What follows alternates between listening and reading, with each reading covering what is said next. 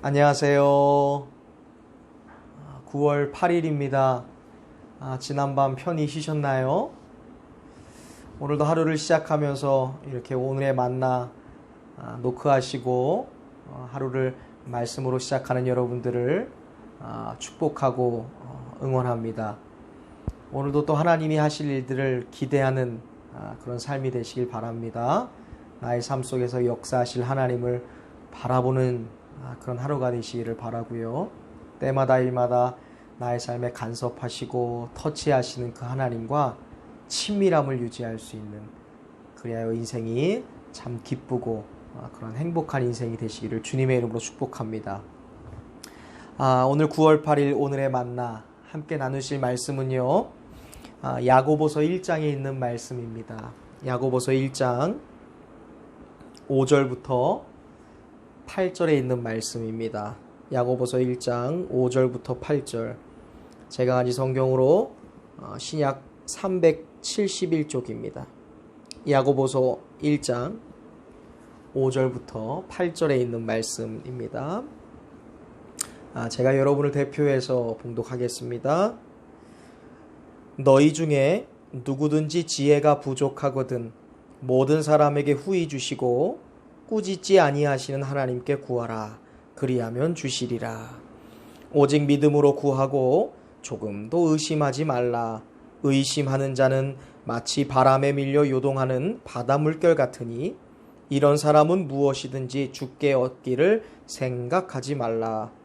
두 마음을 품어 모든 일에 정함이 없는 자로다. 아멘. 할렐루야. 저는 오늘 이 야고보서 1장 5절부터 8절에 있는 말씀을 통해 믿음으로 구하는 지혜, 믿음으로 구하는 지혜라는 제목으로 말씀의 은혜를 나누고자 합니다. 요즘 이 21세기를 일컬어서 정보의 홍수시대라고 얘기하죠. 우리는 컴퓨터 앞에 앉아서 마우스 몇 번만 클릭하면 사회 각 분야의 최고의 전문가들이 이야기하는 아주 고퀄리티의 정보들을 손쉽게 얻을 수 있습니다. 무엇보다 요즘은 휴대폰과 이런 위성통신, 인터넷 기술의 발달로 시간과 장소를 가리지 않습니다. 남극도 북극도 괜찮습니다. 에베레스트든 아니면 오지의 밀림에서도 전파가 닿는 곳이라면 언제든 어디서 다양한 정보들을 검색할 수 있죠. 정말로 정보의 홍수 시대입니다. 하지만 이 방대한 정보와 지식들, 이것들이 결코 만능 열쇠는 아닙니다. 컴퓨터와 휴대폰에서 얻는 정보와 그런 지식들은 우리에게 이렇게 도움이 될 때도 있고 참 효과적일 때도 있습니다. 그런데 그 모든 정보들이 우리의 삶에 있는 모든 문제들을 다 해결해 주지는 못합니다. 무엇보다 그 정보들과 지식들은 어떤 것이 우리에게 더 가치가 있는지, A와 B가 있는데 이 둘 중에 어떤 것이 나에게 옳은 것인지, 과연 A라는 길이 있고 B라는 길이 있는데 어떤 판단을 해야 되는 것인지 이 정보와 지식들이 우리에게 100% 다 가르쳐 줄 수 없습니다. 무엇보다 우리의 삶에 시험이라는 것이 찾아올 때가 있고요. 때론 좌절이 찾아올 때가 있고 장애물이나 유혹이 찾아올 때가 있지 않습니까? 이러한 삶의 문제들에 대해서 우리가 휴대폰이나 컴퓨터로 얻는 지식과 정보들은 우리에게 아주 명확한 시원한 답변을 해주지 못하는 것이 이 시대의 정보의 한계입니다. 그런 의미에서 오늘 본문에서 야고보가 말하고 있는 이 지혜라는 것은요, 세상이 말하는 정보와 지식과는 전혀 다른 문제의 이야기입니다. 오늘 본문에 보면 5절에 지혜가 부족하거든 이라고 얘기하면서 모든 사람에게 후히 주시고 꾸짖지 아니하시는 하나님께 구하라 라고 되어 있습니다. 여기서 야고보가 말하는 이 지혜라는 것은요, 헬라어로 소피아라고 되어 있습니다. 이 단어는요, 통찰력, 분별력, 판단력, 슬기로움, 현명함이라는 뜻을 가지고 있습니다. 지금 내가 처해져 있는 상황이 있습니다. 내게 찾아온 시험이 있는데 이 시험 가운데서 내가 어떻게 이것을 현명하게 이 시험을 넘어갈 수 있는지, 나의 삶의 좌절과 장애물과 어떤 유혹들이 찾아올 때 내가 과연 무엇을 선택해야 되는지, 이것을 우리가 네이버 지식인에 물어본다고 알 수 없는 것이죠.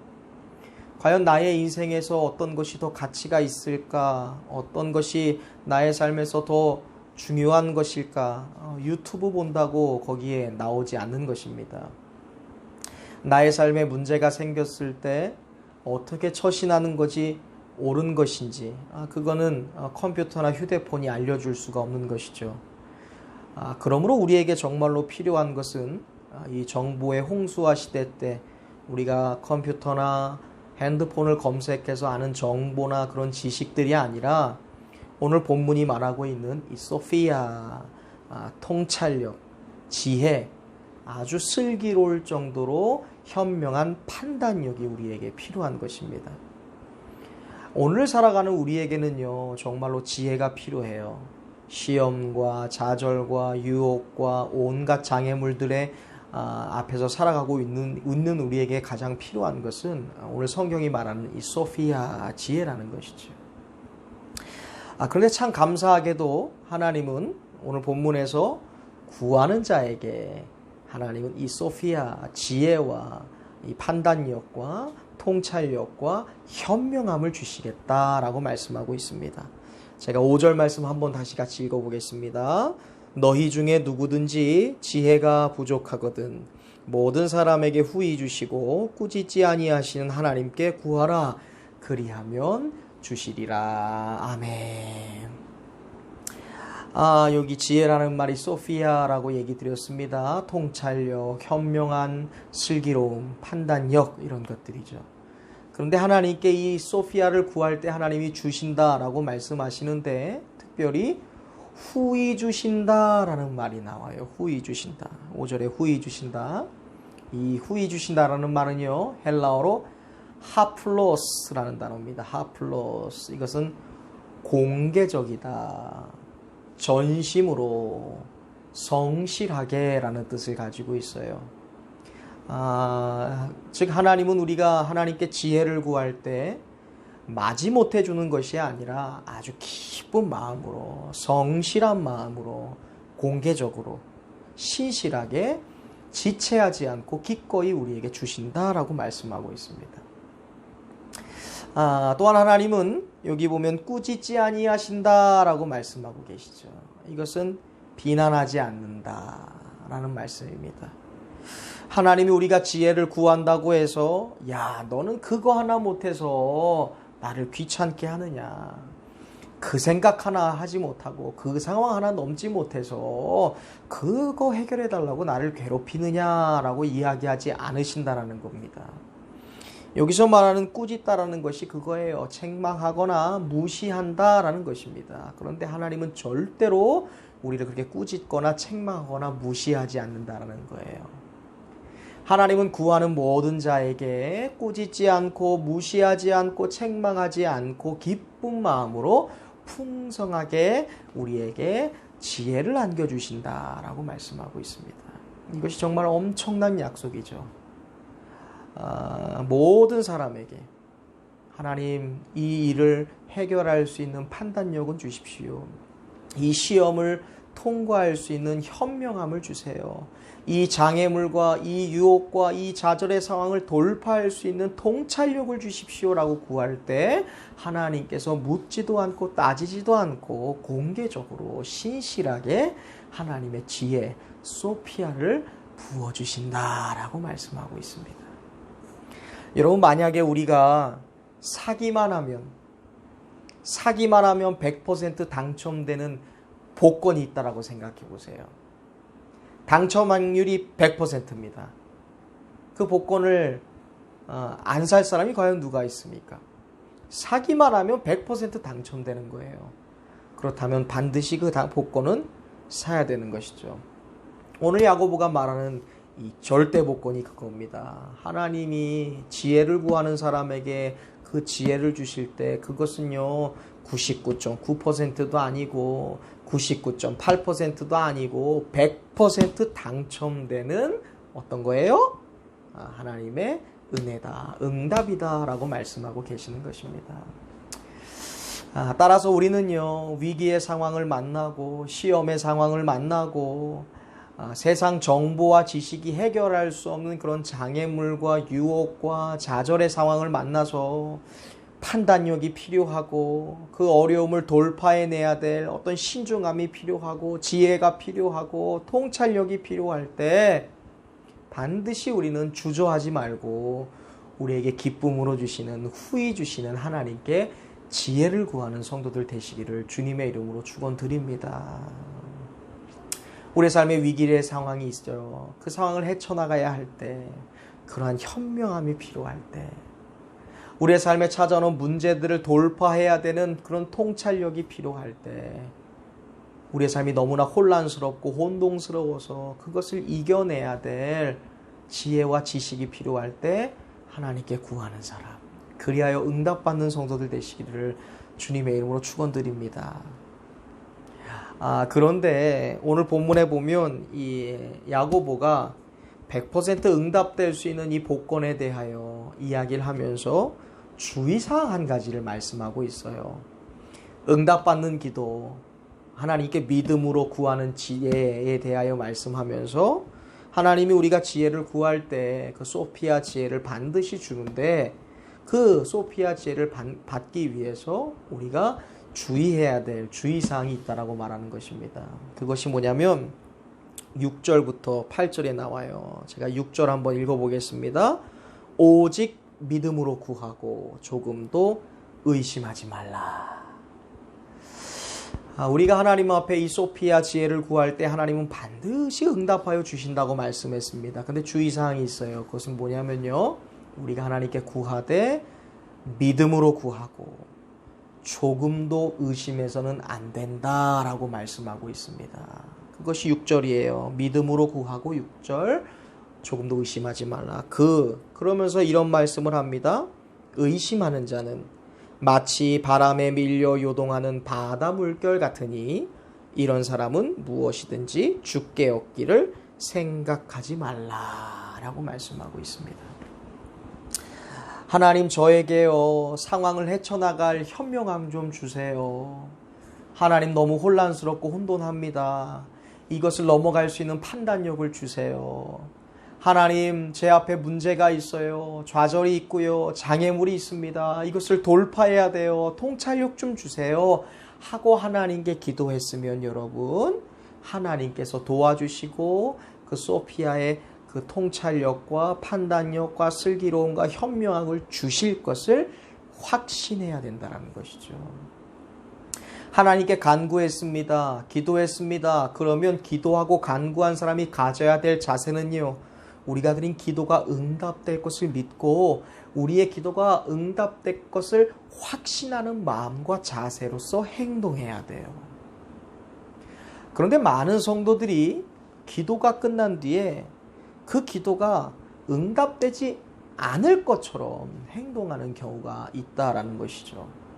그것은 내 기도를 듣고 계시는, 그 기도를 응답하고 계시고 그 문제들을 해결하실 하나님을 믿지 못하는 것입니다. 야고보는 이 모습을요, 오늘 바람에 밀려 요동하는 물결이라는 그런 모습으로 비유하고 있습니다. 바람에 밀립니다. 그래서 요동한다라는 것은요, 주변의 상황에 따라서 내 마음이 왔다 갔다 한다는 거예요. 옆의 환경에 따라 내 믿음이, 옆의 환경에 따라 내 기도, 하나님을 바라보는 나의 시선이 이리로 갔다가 저리로 갔다가, 그것이 바로 바다에 밀려 요동하는 물이라는 표현입니다. 바람이 오른쪽으로 불면 오른쪽으로 마음이 갑니다. 그러다가 이 바람이 바뀌어서 왼쪽으로 불면 또 왼쪽으로 물결이 바뀌어버리는 것이죠. 이것이 믿음 없는 사람들, 믿음 없이 구하는 사람들, 의심하는 사람, 그 사람은 하루에 수백 번도 마음이 바뀌는 사람이다. 그 마음을 갖고 하나님께 구하는 것이 과연 응답이 되겠냐라고 말씀하고 있는 것입니다. 바람이 부는 대로 이 마음이 바뀝니다. 바람이 밀려서 요동하는 바닷물결 같다는 것은 기도는 했는데요. 기도한 대로 하나님이 역사하실 것을 믿지 못하는 상황을 말하는 거예요. 세상이라는 바람, 상황이라는 바람, 내 앞에 또 닥쳐오는 좌절과 시험이라는 바람, 유혹이라는 바람, 그리고 장애물이라는 바람에 따라서 내 상황이 계속 흔들리는 거예요. 기도는 했는데요. 야고보는 마음에 의심하는 사람은 오늘 7절에서 하나님께 응답받을 것을 기대하지 말라라고 말씀하고 있습니다. 이 말은요, 의심하고 믿지 못하고 확신하고 기도하는 것 절대로 응답 없다라고 말하는 거죠. 오늘 야고보는요, 우리가 하나님께 기도하되 지혜를 구하되 반드시 주의사항이 있는데 그것을 믿고 그대로 주실 것을 확신하고 믿음으로 구하라 라고 말씀하고 있어요. 왜냐하면 이 믿음이라는 것이요, 우리 기도 생활에 있어서 너무나 중요한 자리를 차지하기 때문입니다. 우리가 하나님께 간구를 합니다. 우리가 하나님께 기도합니다. 그러면 우리가 그 기도의 내용을 하나님이 들으시고 응답하실 것을 믿음으로 고백하는 마음으로 확신하며 기도해야 되는 것이죠. 우리가 왜 이 기도할 때 믿음으로 기도해야 되는 것, 의심하지 않고 기도하는 것이 얼마나 중요한지를 알려면 우리가 전화를 거는 것을 한번 생각해 보면 돼요. 우리가 전화를 걸 때 띠띠띠 번호를 누르지 않습니까? 그런데 마지막 한 자리가 틀려요. 혹은 뒤에 중간 자리가 틀립니다. 앞 번호가 틀리면 내가 원하는 자리로 전화가 가요, 안 가요? 안 가죠. 절대 안 가요. 비슷한 것 같아요. 통화 버튼도 눌러요. 번호도 누릅니다. 몇 자리도 누르고 통화음도 듣는데 어때요? 번호 하나가 다르면 내가 원하는 곳에 전화가 걸리지 않는 것이죠. 도달하지 못하는 거예요. 기도도 마찬가지입니다. 우리가 무릎 꿇고 기도도 해요. 시간을 내고 기도할 수 있습니다. 그런데요, 믿음으로 구하지 않는 것은요, 마치 전화를 걸 때 전화번호 하나를 틀려서 그 전화가 제대로 걸리지 못하는 것과 똑같아요. 기도에 있어서 가장 중요한 것이 바로 믿음인 것입니다. 우리는 믿음 하나가 틀리면 그 기도가 절대 하나님께 도달할 수 없는 거예요. 그거를 지금 야고보가 말하는 거예요. 하나님께 간구하는 사람은 외부의 환경에 절대 흔들려서는 안 된다. 상황이 내게 위기로 닥치고 나의 믿음을 흔들리게 만들고 나에게 불안과 두려움을 준다 할지라도 하나님이 약속하신 거잖아요. 후히 주시고 꾸짖지 아니하신다. 반드시 주신다. 이것을 믿고 응답하실 하나님을 바라보며 기도할 때 믿음으로 드리는 지혜의 기도, 믿음으로 구하는 지혜에 대하여 하나님이 반드시 응답하신다. 기도하는 사람은요, 의심과 확신으로 나뉘어진 마음을 반드시 정리해야 되는 것이죠. 오늘 우리는 지혜를 구하되 의심을 버리고 믿음을 가지고 하나님께 지혜를 간구하라. 그리하면 하나님이 응답하실 것이다 라고 오늘 본문은 말씀하고 있습니다. 사랑하는 성도 여러분, 우리는 이 땅을 살아갈 때요, 하나님 앞에 지혜를 구할 때가 있습니다. 위기의 상황을 돌파하게 하나님 나에게 좀 현명함을 주시옵소서. 나의 삶의 문제를 좀 돌파할 수 있는 통찰력을 주시옵소서. 혼란과 혼돈으로 가득한 하나님 나의 삶 속에서, 이러한 분위기 속에서 제발 슬기로운 판단력을 좀 주세요. 여러분, 무엇을 위해 기도하십니까? 내가 이 직장을 계속 다녀야 되는지 말아야 되는지 여러분 고민하고 계시잖아요. 이건 정보에서 나오는 것이 아니잖아요. 내가 이 사람을 만나야 되는지 만나야 되지 말아야 되는지, 이건 이 네이버 지식에도 나오는 것이 아닙니다. 이것을 시작해야 되는지 멈춰야 되는지, 이건 유튜브에도 안 나오는 것이죠. 과연 우리의 삶에 찾아오는 그런 시험과 좌절, 질문과 장애물, 유혹, 위기, 또한 어떠한 문제, 어떠한 혼란 속에서 우리가 하나님께 계속하여 지혜를 구하고 있다는 것입니다. 과연 우리가 어떻게 하나님께 구해야겠습니까? 하나님 그 모든 것을 이겨나갈 수 있는 통찰력과 판단력과 하나님 현명함과 슬기로움을 주시되 주실 것을 믿고 내가 믿음으로 하나님께 구하겠습니다. 조금도 의심하지 않겠습니다. 나의 삶을 헤쳐나갈 수 있는 아버지 그 지혜로운 소피아 지혜를 주시옵소서. 주실 줄로 믿습니다. 믿음으로 구하는 자에게 반드시 하나님은 기쁨으로 공개적으로 후히 주신다. 절대로 우리에게 모욕감 주시지 않고 왜 이것도 못하느냐 좌절감 주시지 않는다고 말씀하셨습니다. 사랑하는 여러분, 하나님께 지혜를 구하되 두 마음이 아니라 한 마음, 믿음의 마음으로 하나님께 지혜를 구하는 성도들 되시기를 주님의 이름으로 축원드립니다. 오늘 하루를 살아가면서 하나님께 매 순간순간 찾아오는 시험과 좌절과 장애물과 유혹 앞에서 세상의 정보나 지식으로 그것을 잠깐 대처하려는 그런 마음을 버리고요. 우리의 삶을 정말로 하나님께서 돌파해 날 수 있는 그 모든 문제들을 해결할 수 있는 그런 통찰력, 지혜와 명철과 현명함 하나님이 주실 줄 믿으니 하나님 오직 믿음으로 하나님께 지혜를 구하겠습니다. 이렇게 고백하고 살아가는 성도들 되시길 주님의 이름으로 축원드립니다.